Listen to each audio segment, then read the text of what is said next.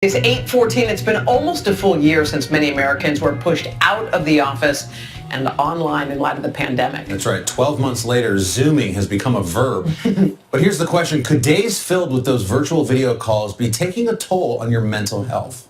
Here's the hot take. Yes. NBC's investigative and consumer correspondent Vicki Wynn, though, also has the why. Vicki, good morning. Yeah, good morning. This really confirms a lot of the things that we've been feeling, right? For many, logging onto those video meetings for hours at a time has allowed people to work safely from home. But many of us are also experiencing a heightened level of anxiety and fatigue. Now, new research from Stanford University is telling us why. From FaceTime to Teams, and of course, Zoom. They're the video conferencing apps that have kept us connected during the pandemic, even with some epic fails. I'm here live. I'm not a cat. But after almost a year of meetings in those Brady Bunch boxes, many can't help but feel burnt out.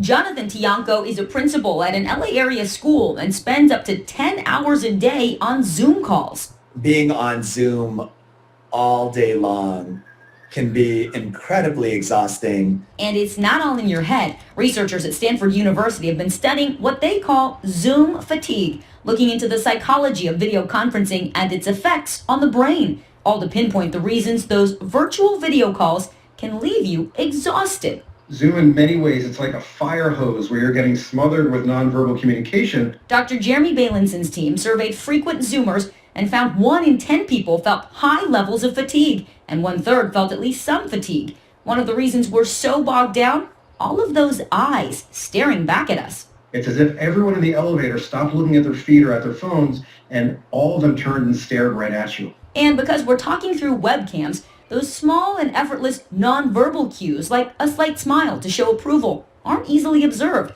forcing us to exaggerate with a thumbs up or a dramatic nod. After hours of Zoom calls, that can cause our brains to feel beat. I will take in-person meetings over Zoom meetings any day of the week. Another culprit, you. That mirrored image of yourself during meetings may make you more critical of your appearance and actions. It's stressful, and it causes us to have negative emotions. And of course, there's the strain on mobility. And when I'm on a video call, I'm forced to sit in this cone, this field of view of the camera. Researchers found sitting still for hours at a time during meetings not only wears you down, but can also make you less creative and less productive.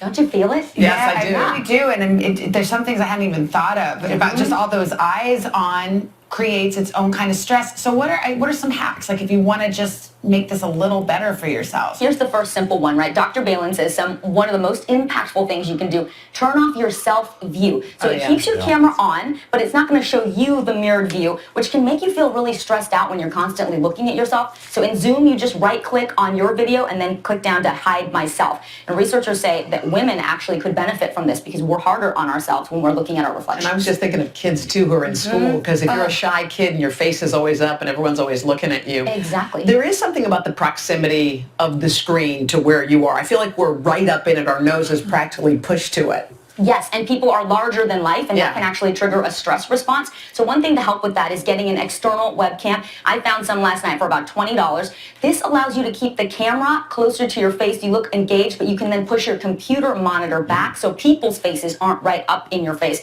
You can also put the screen on speaker view so you kind of see one person at a time when they're talking, and then keep them smaller. Don't let them fill up your whole monitor if it's a big monitor. What about just ditching video conferences altogether? Yeah. Is that a possibility? Remember those days? Something positive come out of that? Yes. Back in the day, we called them conference calls. Yeah. Where you just do it on audio. They say that's actually a great thing. If you don't really need to see people, that helps to reduce the fatigue. Also, you can put it on speaker. You can walk around. You're not sort of tethered to that cone of the camera. Yeah, makes a difference. Yeah, you could, honestly, you could do like a yoga pose. You could walk around. Yes. You could take a walk. It makes such a difference. Has there been any research, Vicki, about the other side of this, people who, want to have more of a say during a video conference? This I thought was really fascinating. So on the flip side, look, if you want attention and you want people to perceive you as credible, the researchers actually found the person in the top left corner of the screen is viewed that way. And how do you get that prime position, that coveted spot?